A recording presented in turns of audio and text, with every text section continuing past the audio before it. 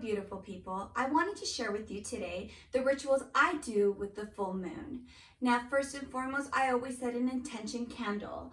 I clear it out, cleanse it out. You can use frankincense oil, you can use rose oil. I like what you call Florida water. It's different mixtures of flowers. I spray it into my hands first. And I want to make sure that I get it all over the candle, rubbing the wick. And so I want it to come to me, so I kind of bring it to me and then I kind of pull it out. And so then I hold it in the palm of my hands, I put it in the center of my heart, and I set the intention for the bestest, highest self. And I set it and go ahead and light it. The second thing that I started off today as far as my full moon rituals is I actually prepared 2 different types of waters.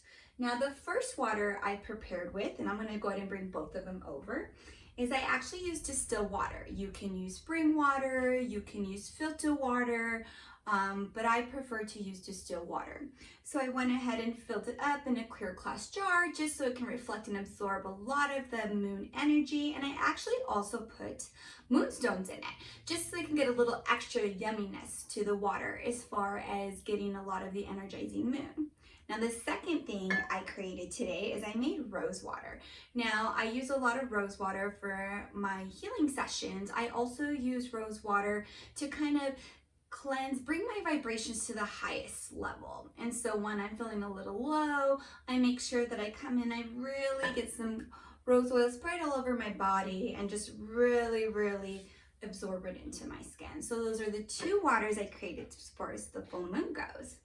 Now, the other thing I also put in front of the full moon, especially when I want it supercharged, is I actually get a plant.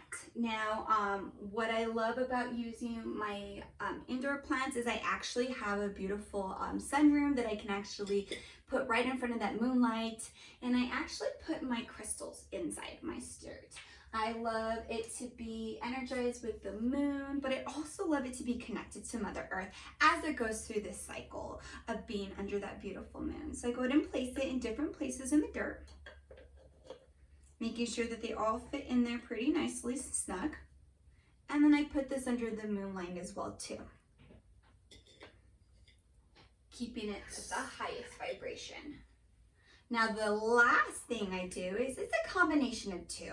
Now what I do is I journal and I also do a fire ceremony. Now everybody has their own ways of approaching a fire ceremony, so I'm going to give you my intake on how I do it. So the first thing I do is I journal. I journal and I chose 2 different questions today. The questions I chose today is, what beliefs do I need to let go?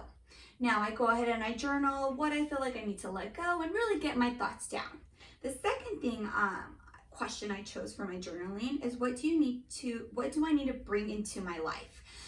Now, when I do a full moon ceremony, I do release and I do want to receive things in at the same time. So once I'm done journaling, I actually get 2 pieces of paper. One piece of paper I write down of what I want to let go, and the other piece of paper I write down is what I want to receive. Now, I'm very particular on how I fold my papers, and so once I'm done writing what I want to let go, I actually fold it away from me. I fold it once, I fold it twice, and then the things that I wrote down that I want to receive to me, I actually fold it towards me. And I want to make sure that it comes to me. So these are the reasons why I'm folding it out. I want to let it go. I want to remove it from my life. The reason I'm folding it towards me is because I want it to come to me. I want all these blessings and beautiful things that I'm hoping and wishing for. And so I set up my fire pit outside and I actually put them in the fire and I let them burn under the beautiful moonlight. And so that is part of my fire ceremony. So I hope all these kind of gave you an idea, maybe something you could start practicing under the full moon. The last and least thing I actually do is a full moon yoga sequence. Now, I always listen to my body. If I want to release a lot of things, I do a lot of detoxing movements and stuff like that. But the next full moon, I will get a sequence together and I will share that with you guys. So you can see as far as my yoga sequence is honoring Mother Moon. I hope these helped you. If you have any questions, please comment on the video below. I will type out and let you guys know exactly what I did again today. I hope you guys have a wonderful night.